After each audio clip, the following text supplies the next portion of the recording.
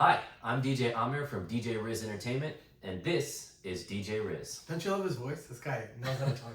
I like it. But so we know you're home and you're going crazy, and we thought about creative ways that we could help people that are at home right now. Amir actually is a professional dancer. Yes. Is that fair to say? Dancer and actor, DJ. Comedian, MC, DJ. What Yes. else? Dentist. You're a dentist? No, Not no. a dentist. Okay. My teeth are not that good. Okay. But you know what? He's a great source for this next video that we wanted to post, which is for all the couples and wedding guests that are at home that are planning on doing a wedding dance in the next year or two. So if you have a wedding coming up for 2020 or 2021 that you're preparing for, this is a great time to practice and get ready for that performance at that wedding. Right? So Amr came up with 5 tips that are going to help people prepare their wedding dances during this time of being at home. So let's start with the first tip, Amr. So the first tip, I know you guys are at home. The easiest thing to do is to listen to music. So you got to pick the songs, your theme, what kind of songs you're going to be dancing to during these performances. And I think the best thing to do is to look at the current hits and the classic hits and see what relates best to you guys and to the bride and groom. So tell them how you think songs do relate to people. Like, what would be a good example for someone to pick a song that's not current? Okay, so if you're going for like classic hits, something that would relate to you is something that you grew up with.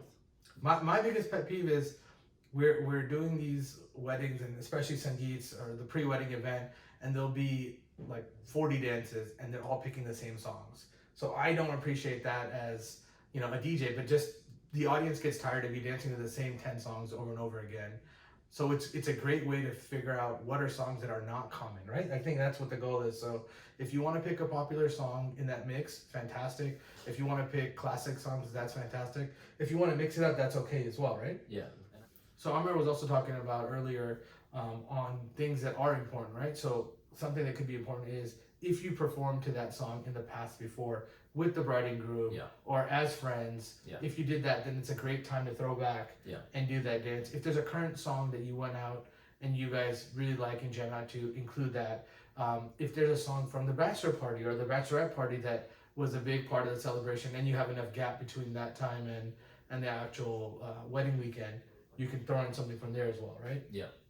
I think another thing we should probably talk about is how many dances you should do and how long each dance is. I think the ideal dance performance time is about 2 to 3 minutes. Okay. It keeps it short. You can do a minute per song and you can do a couple songs. And then the amount of dances that you should have, I would keep it under 10. I think that should be the max, but some people will just go wild. I've seen a Sangeet with almost like 25 dances.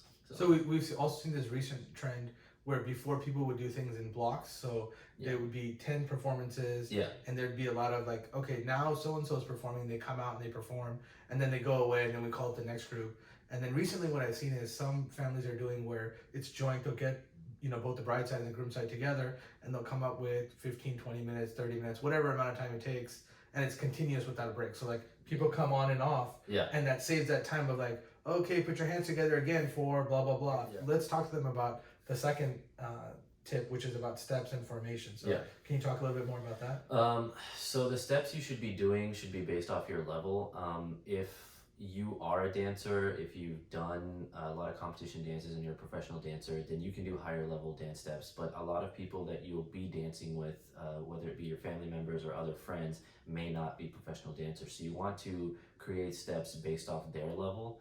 And what you can also do is, if you know that there are people in your group that are really great dancers, you can highlight them with like a specific dance. You can have one song, about a minute, where you highlight these dancers, and then you can go back into everybody dancing together.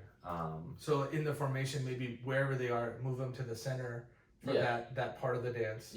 Let them do their thing, and then what's an idea for everybody else? Should everybody else be doing not the same step as them, but maybe a uniform step amongst each other? Or do you think it's better if they just don't dance and stop? Yeah, I think what you can do is transition on and off stage. So you don't have to be on stage the whole time. That actually gives you a break if you need to go get water or something like that. If you're tired, you can go off stage and then come back on later.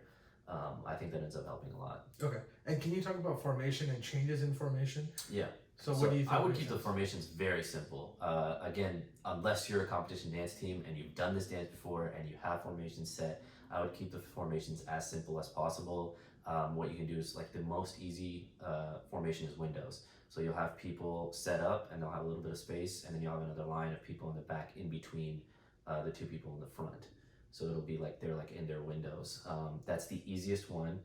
You can actually send out a picture of it drawn and like numbers of like where each person should be, and be like, okay, you're number one. You should be in this position, and that's going to be very easy to. I feel like people will understand it very easily. What do you think the right number of people is for a performance? Is it 5 people? Is it 6 people? Like, what do you see most often? Oh man, I really think that depends on how many people want to dance. It could be 5 people. I've seen it be up to 30 people where everybody kind of just comes in at the end and they do like maybe like 5 each song. So it's like for a minute there's like 5 to 10 people. For another minute there's a different 5 to 10 people, and then everybody comes in at the end. I also think that you should look at your dance floor and make sure you can fit all those people on the dance floor. That's fair. So let's say if it's 5 people, what do you think is the right formation for 5 people? I would say 3 and 2. Either way, what you can do is have 3 people in the front or in the back, and then have the 2 people in the windows. That's the easiest formation. So the third tip is where to get your music. I think the easiest place to get it is either iTunes, Google Play, Amazon, all the legal stores. They're gonna have great quality music. If you're ripping your stuff off YouTube, Riz will tell you that it does not sound good. It sucks because like you're playing it on your computer and it sounds great in your room or in your headphones, but when you put it on professional speakers in a big room, it sounds horrible. Like there's bass is missing, the song doesn't sound right, it's not equalized correctly, you're gonna have trouble. My biggest pet peeve on this is you're spending so much time and energy to make this performance happen, and you put your blood, sweat, tears into this. If it's 3 songs, that's $5 or whatever it is. Spend the $5, get good quality music. You know, you're paying the royalties to the people that deserve it anyways, and on top of that, it's just gonna sound so much better, and it's the right thing to do. Yeah, and you'll have the song forever. So yeah, it's exactly. not like you're gonna get rid of the song afterwards. You have it for as long as you need it. So talk to them about mixing options. So once you have the songs, you bought the 3 songs. Yeah. Then what do you do to slice it and put it together? There's different things you can do on different like platforms. So I'm a PC person. Unfortunately. This guy's a Mac guy. Everybody in music is a Mac guy. He's like the only person. That's not true. Not everybody. 98% of people love Macs. Yes. He's just not one of them. I'm not one of them. He doesn't even have an iPhone. Can you believe that? I don't have an iPhone. I'm an Android and a PC guy. But we still love him anyways, right? So, okay, enough with the PC and Android and Mac and stuff. Talk to them about what do you use on your PC? So PC, there's different things you can use. The most basic, and I think you can also use this on Mac, I'm not 100% sure. The most basic software where everybody comes up to me and they're like, oh yeah, I use this, is Audacity.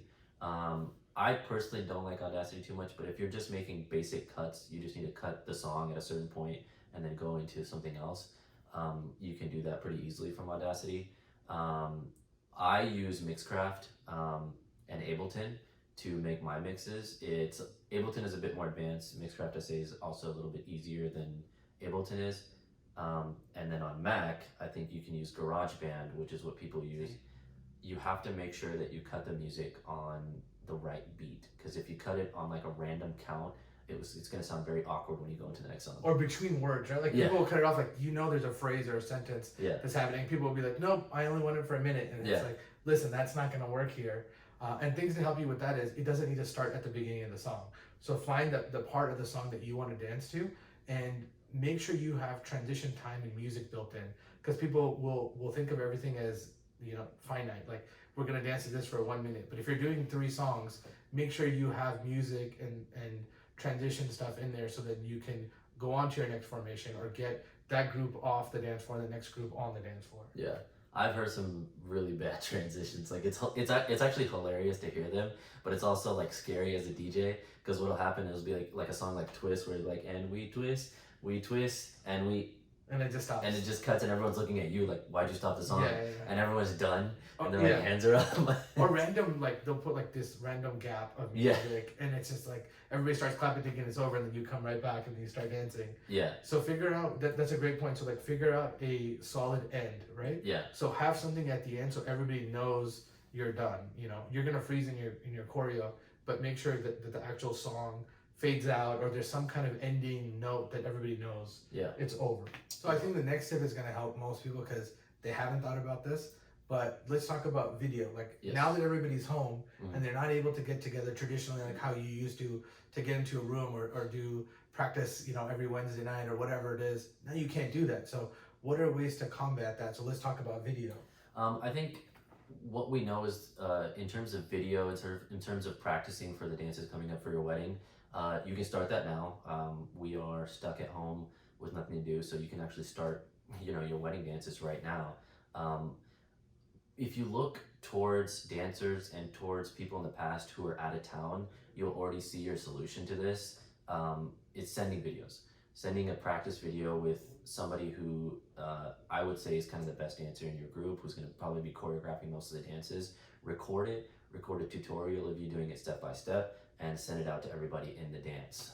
That's going to make it the easiest to learn. If you want to take it another step, have the people who are learning the dance send you a video back so you can critique them. So the first thing you're going to do is a person that has the choreo down, or the person that's coming up with the choreo, is going to actually make that video for the entire performance. And then they're going to send that out to each person that's performing. And then they'll take that video and then they'll practice it, they'll learn the steps, and then they'll do it themselves and they'll record that back. Right? And then they're going to send it to the person that is doing the choreo or it's in charge of the dance. And then they can watch each of those videos and to see who's doing what and who's doing it right and who's doing it wrong. And then they can send out individual emails or texts to each person saying, hey, you know, you need to focus on this song. Here are the 2 things I saw. Or, hey, overall it's great, it's fantastic. Just worry about this, you know, or just focus on this. And then there's one more thing that we talked about. So if you go through this process and you've done the first few steps and everybody has this down except for maybe one dancer, or one dancer wants more help, or they're stuck on steps, you can actually, you know, video chat with them. And the person that's doing the choreo can look at them and say, okay, show me this step, show me how you do this. And they're getting immediate feedback on how to do it. So once they get that feedback either via text, or, you know, the ones that need more work, they're getting it live via video chat, they can re-record that same routine and they can send it back to that person until they have everybody right. And then once you have it, you're done, right? Like you have that part of it and the choreo is down. So the 5th tip is make sure that you're singing and smiling during practice. Not at the same time. You don't want to be singing and smiling at the same time. Well, you could. Yes, you can. Try it. Yeah, you can be like, and we twist, we twist, we twist. You can do it. You can sing and smile at the same time. Everyone can do that. But if you can't, pick one. Like if you don't know the words and you're confused about it, smile through the performance. If you know the words or you know part of the words, sing the part that you know, because it makes a huge difference on video. If you're doing that during practice, it will help a lot during the performance. Right. If you do it during practice and you practice it that way and you're always smiling and you're singing, then what's going to happen is when you're there in the moment, you're going to do it because it's natural, because that's the way you have been doing it. But what I see most time is like there's always someone that's like super into the dance, but they're counting steps.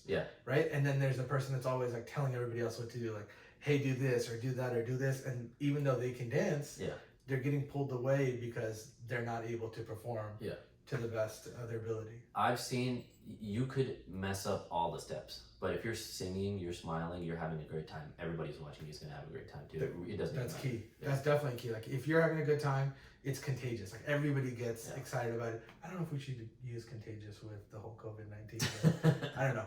It's contagious in a good way. It's a good kind of contagious. Something you want to catch. So, but that's what it is, right? So here's some tips that we have for you. Aamir's done a great job putting this together, and we wanted to help the people that are home and that want something to do. And it's great because this way you get some exercise. You're getting your practices done. You're interacting with people. So you're staying social with them, but you're keeping that physical distance, which is really important. So # Dre Talks. We're here with DJ Aamir. I'm DJ Riz. Thanks a lot, and hope you guys enjoyed the video.